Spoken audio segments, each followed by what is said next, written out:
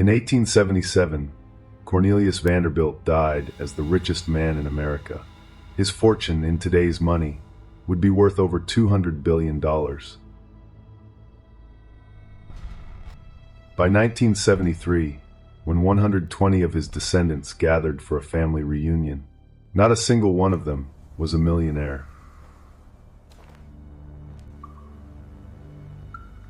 The Vanderbilt fortune, one of the greatest in human history, completely gone in just 3 generations.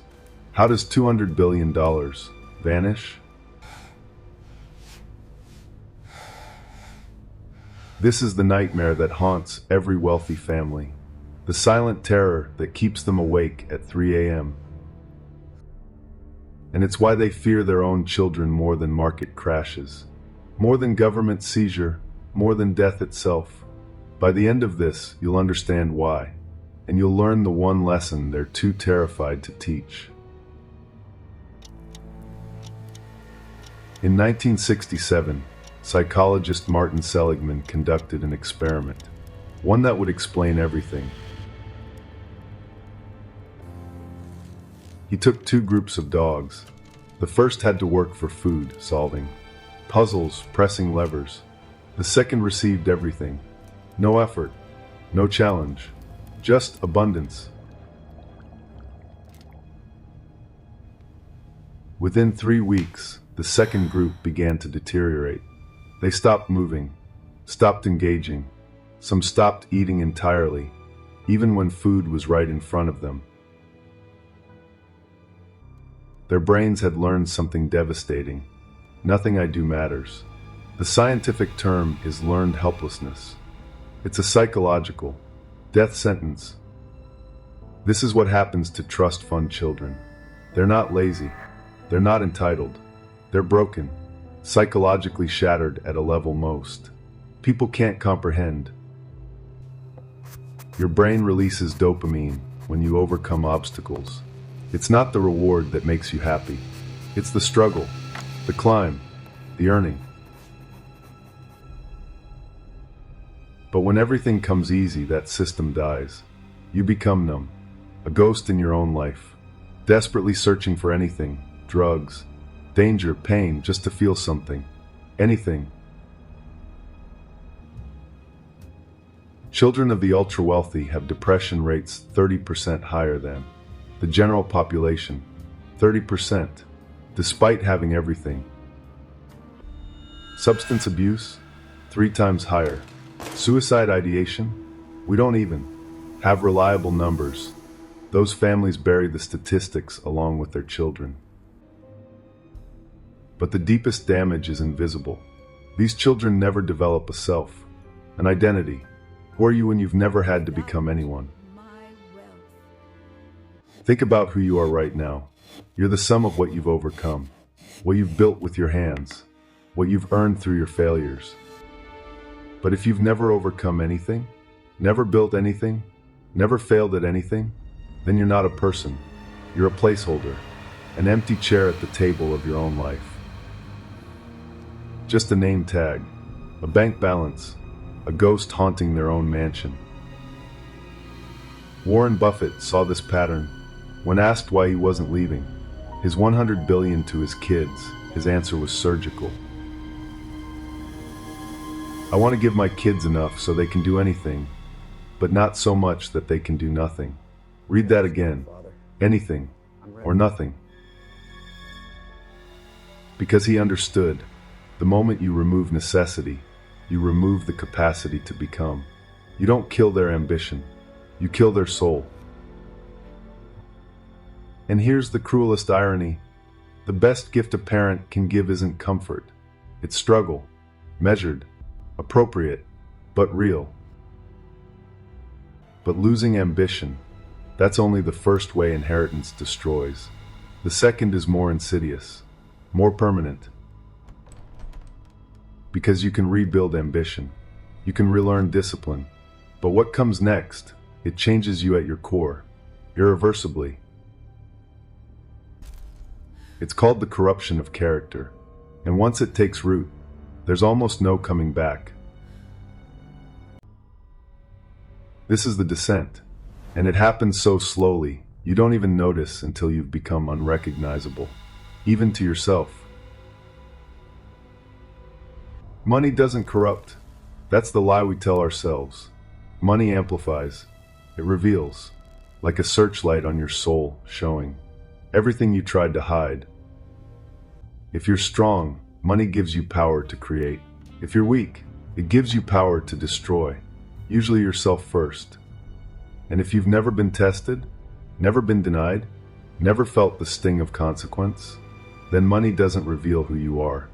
It reveals that you're not yet anyone. The transformation is subtle. You don't become evil. Evil requires conviction. You become hollow, a beautiful shell with nothing inside. First, people stop being people. They become functions. The driver, the maid, the chef, not humans with lives and dreams, just services. And when everyone around you is a function, you're not powerful. You're alone, completely, devastatingly alone. Every relationship becomes poisoned by the same question. Do they want me or what I have? And you'll never know. You can never know. This paranoia becomes your prison, surrounded by people at every party, every dinner, every moment. But you're trapped inside yourself, wondering who's real. Then the entitlement sets in, like a disease. You start believing you deserve everything, simply for existing, for being born into the right family. But here's the twist. Entitled people are the most fragile. They've built no resilience, no cayuses, no strength. So when real life hits, a rejection, a criticism, a failure, it doesn't just hurt them, it destroys them, completely. They have no framework for handling pain. So they chase extremes, faster cars, harder drugs, riskier behavior, anything to feel alive, anything to fill the void, but nothing ever does. The cruelest irony? They have everything money can buy, literally everything, except the one thing that actually matters. A reason, a purpose, a self, something to wake up for that isn't just more of the same nothing. Old money families have watched this pattern destroy generation after generation. For centuries. They have a name for it, whispered in private. The inheritance curse. Wealth without character doesn't just corrupt, it annihilates the soul, leaves nothing but an expensive corpse. This is what terrifies wealthy parents. Not that their children will be poor, but that they'll be less than human, puppets in designer clothes. And the numbers back this up. 70% of wealthy families lose everything by the second generation, 90% by the third. It's not bad luck, it's a curse. But the money isn't the real loss. Money can be rebuilt. The real loss is the person they could have been, the life they could have lived. That's gone forever. But there's a third fear, one that transcends the individual. Because for true old money, it was never about the money. It's about the name.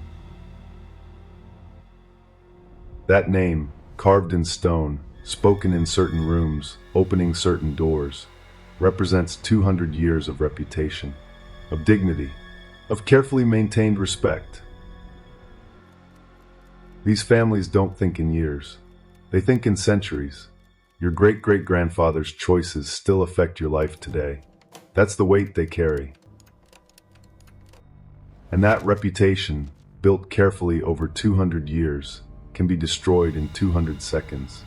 One mistake, one scandal, one viral moment. A DUI arrest, a public meltdown, a leaked video. The media doesn't care about context.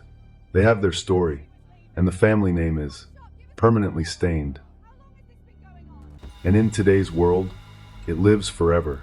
Screenshot, archived, searchable, 20 years later, someone Googles your family name, and that's the first thing they see. But it's worse than that, because the consequences don't stop with the individual. They spread, like poison in the bloodline, affecting everyone, past, present, and future. Doors close. The subtle invitations stop arriving. The phone calls go unreturned. The networks that took 5 generations to build vanish in 5 days. Business deals fall apart. Investment opportunities disappear. Because, in elite circles, your family name isn't just your identity. It's your currency, your credit, your worth. New money measures success in dollars. Old money measures it in decades of unblemished reputation, of never appearing in the papers except for births, marriages, and deaths. That's the standard. Invisible, silent, dignified. To be known is to be common. To be discussed is to have failed. Power that announces itself is new money. Real power whispers, or, better yet, says nothing at all. And the pressure on heirs to maintain this standard, it's crushing, suffocating. One wrong move, one moment of weakness, and you become the stain, the failure, the one who destroyed everything. They don't just fear letting down the living, they fear disappointing the dead. Every ancestor, every person who built this legacy, all of them watching, judging. So how do old money families protect against this? How do they pass down wealth without passing down the curse? The answer is both simple and brutal. They use what's called productive constraint. Give enough to provide. Opportunity. Never enough to eliminate necessity. Shape growth without destroying ambition. Trust funds structured in stages. At 25, enough for education and starting out. At 35, enough for a home. At 45, real independence. Each stage earned through demonstrating wisdom. Or matching programs.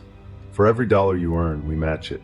Create real value, receive real support. Work for a nonprofit. We'll multiply your impact. Build a business. We'll be your first investor. Many require heirs to actually work, not symbolic positions. Real jobs, starting at the bottom of the family business, earning every promotion, learning that respect isn't inherited.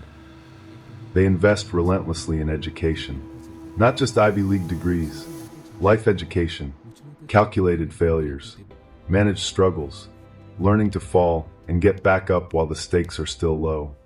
And they build character clauses into trusts. Substance abuse, access frozen. Criminal behavior, disinherited completely. The money comes with non-negotiable standards. The message is unmistakable. We're not giving you money. We're giving you responsibility. The wealth is a tool, not a trophy. Use it to build something greater than yourself. Because they understand something profound. The best inheritance isn't what you leave in their bank account. It's what you build in their character. Values over valuables. Always. Now here's what matters for you, watching this without billions in the bank. This wisdom isn't just for the wealthy. It's for anyone who wants to pass down something real. The greatest gift you can give your children isn't money. It's agency. The unshakable belief that their actions matter, that they can shape their own lives. Give them age-appropriate struggle. Let them experience failure when it's still safe. Let them earn victories.